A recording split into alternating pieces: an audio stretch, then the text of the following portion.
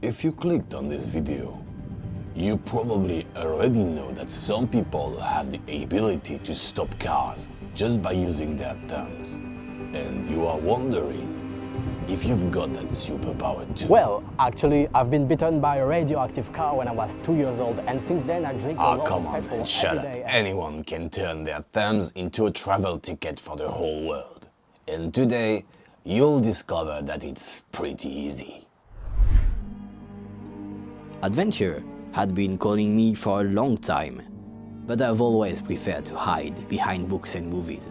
Until the day I left the comfort of my daydreaming and discovered a world of limitless possibilities right at my fingertips. Everything around me turned into an open playground. Every stranger I met was a fresh new story waiting to be discovered, and my life quickly became one of my favorite movies. After hitchhiking over 100,000 kilometers, I'm now here to share my best tips and insights, because today it's your turn for an adventure. When you think about hitchhiking, you obviously think about showing off your big, beautiful thumb.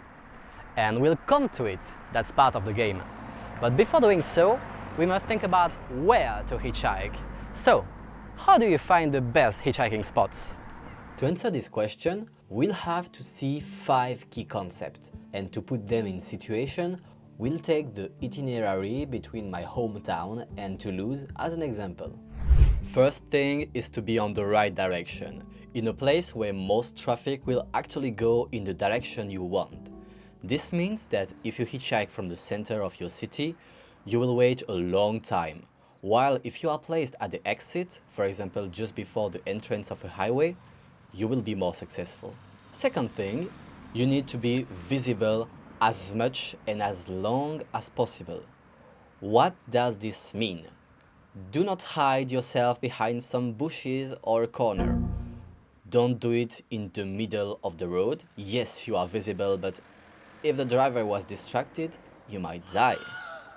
So just pick up a place where people can see you from far away, have time to decide if they want to stop for you or not, and actually have space to stop for you. And of course, don't hitchhike directly on the highway. First, it's illegal, and second, you might get smashed by a distracted truck driver, and hitchhiking works better if you're alive. So, if you end up on the highway, please stay on the petrol stations. So once more, right direction, visibility, time and space to slow down and stop, and note that cars must already go slowly. With the experience, you will quickly notice that roundabouts and traffic lights very often make amazing spots. And side note, if you are in the countryside, cars might stop for you anywhere as long as the traffic is low and as long as they are driving slowly. So I think that now we are ready to switch to the 2 accessories that will be very useful for you as a hitchhiker. First is your body language, smile and eye contact. Second is less necessary but still very useful, the sign. I myself don't use it a lot because I'm too lazy to do it, but when you are on a spot with several directions, it can actually be life-saving. So how do you do your sign? You must of course get some cardboard from trash or from asking some shops. You can also use a mini whiteboard if you have one. And then write down the name of your destination, your direction, or your next checkpoint. It's really about priorities because, for example, if you go from Paris to Istanbul, well, don't expect anyone to drive you directly to Istanbul. And now we are ready. It's just about waiting, smiling, practicing your best eye contact and waving at people.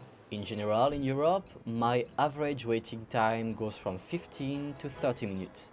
It can be longer but also very short, like 1 second. It might change a lot according to the country, the hour, the weather, the traffic. Sometimes you might need to try another spot, but most times you'll be noticed by some great people and get to your destination quicker than expected while enjoying some very nice talk. So I finally made it to Toulouse. It was kind of quick, just 1 car, not a lot of waiting time. And well, it's just the beginning of the adventure, right? So where else should we go? Paris, Amsterdam, Istanbul, even further.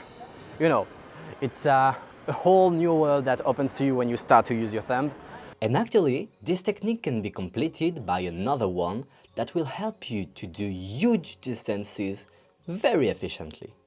You'll discover it in the next tutorial. So, if you like this video, be sure to subscribe and please use the comment section if you have any questions or any anecdotes you'd like to share. And well, thanks for watching and see you on the road. Vous filmez ou vous filmez? Non, je me filme moi, je fais un petit vlog. Ouais. Allez hop.